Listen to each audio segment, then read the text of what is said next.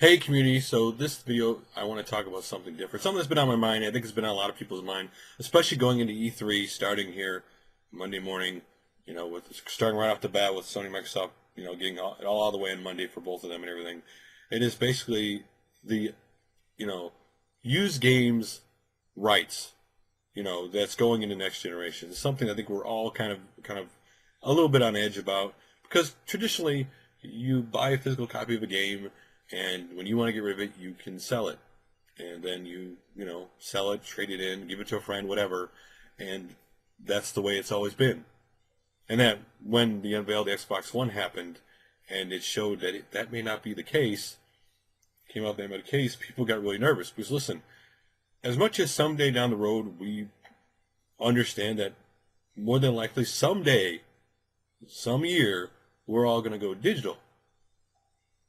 We're not ready for it necessarily right now. Every poll taken everywhere I've ever seen suggests 80% or more are against digital-only systems. The PSP Go was a complete failure because it was all digital. It's just gamers aren't ready for it. We don't need to be ready for it. Unlike the PC side, when the PC market completely crashed, stores were dumping PC games left and right. No one was carrying them. The only way for PC to succeed was to go to a downloadable only system. And luckily PC has Steam and good old games, two great services that do really good jobs for the consumers who buy from it. I'm not a big fan of EA's service, but that's me. You may be a fan of that. And the fact that what worries me the most going into this next generation is the PlayStation 4 hasn't said anything about it but they said that system was developed in conjunction with developers and publishers, and every article I've seen hints from people who, publishers and stuff, that they assumed the PlayStation 4 is going to go down the same path as the Xbox One. Now, the Xbox One had a little change today on the used game thing, that basically they changed it where the publishers themselves get to decide whether you'll get to sell that game or not, or how often you get to sell that game, or if there's a fee selling your game. Very slippery slope for going down here, in my opinion. And Xbox, basically will not allow you to trade your game to a friend unless he's been on your friends list for 30 days. That each game can only be given once.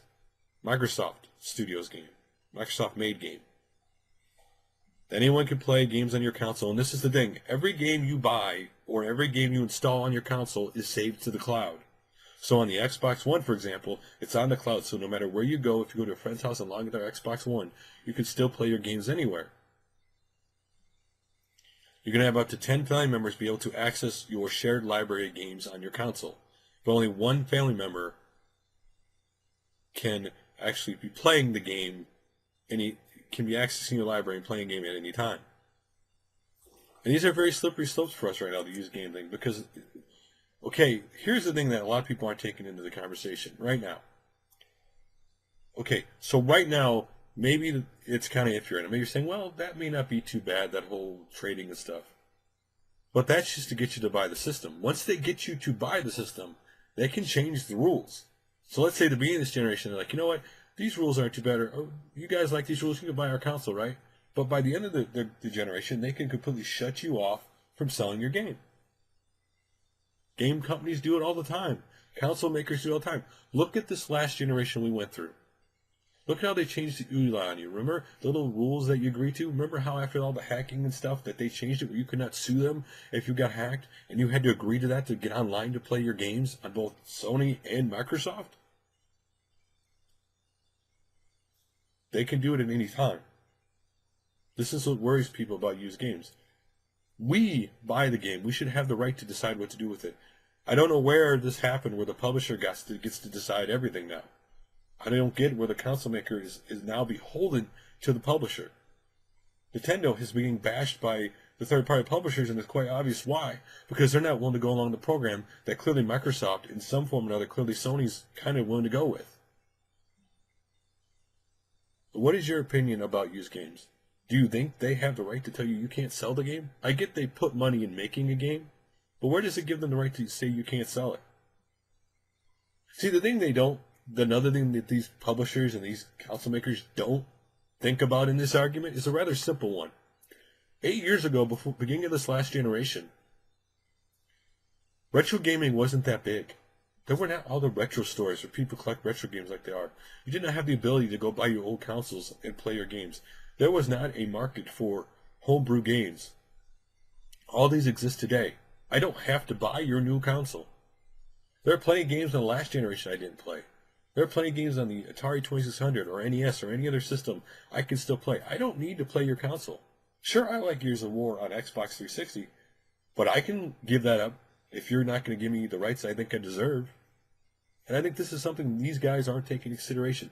They love to say they hate the used market because it's hurting game sales. That is not true. Any person who's going to buy that used game or, for whatever reason, decide to download that game not legally was never going to buy your game. I wish the publishers, the people who write these articles for these magazines and websites, these people even in our community who make this argument that this hurting sales would take that into it. That those sales were never going to happen. These people were never going to buy the game. The reason why people haven't bought the games is quite simple, because it just doesn't appeal to them. The reason why people don't buy the games is because there's several different outlets to play games. They don't have to play it on a console anymore. We got iOS. We got mobile phones. We got tablets. We got Facebook. We got games on internet websites to play. We do not have to sit in front of a console like we used to. They have to give us a reason to play, not we desperately want. They have to give us a reason to play, not us desperately waiting for anything for them to make. We have choices now. We don't have to sit there and deal with things we don't like. I've gone on about this a long time, but to me, honestly, if your system you're making that you want me to buy does not allow me to sell my used game, then I'm not going to buy it. If your system makes me have to connect online so often to play the system, like the 360, every 24 hours it has to connect to the internet, or you can't play your games offline. I'm not going to invest in that. If the PlayStation 4 or at any time the Wii U go down that road, I'm not investing in the system. You're taking my decision away from me when I turn my console on, when I get to play my games, how I get to play my games, who I get to play my games with. Those are not options I want to have, and therefore this generation might very well turn ugly for the fact that these guys are quite frankly out of control and taking our rights away. That this could very well be like the ugliest generation since the crash. Or, let me phrase it, I don't know if it would be ugliest as the crash of 83 happened, because honestly, Nintendo isn't doing that. So right now, let's say the PlayStation 4 and Microsoft both were say, keep the used game, let's just say, not up and up for you. That would ultimately make Nintendo the default console to go to if you didn't agree with that. Or if you didn't like that, there's always the 3DS. So I'd like to hear your guys on the used games. So what is your opinion? Let's be honest. It's ultimately up to the consumer whether they care or not. Ultimately, it's up to people who are going to buy the system for whatever reason, whether they care about the fact about the used games or these restrictions on what you can do on your console. I'd love to hear your guys' thoughts on it. I will talk to you guys again in another video, because I got to get the actual YouTube Game Community review up tomorrow afternoon, maybe morning, and then, of course, I have the live stream tomorrow at 9 p.m. So Central Time. So see you guys then. Bye.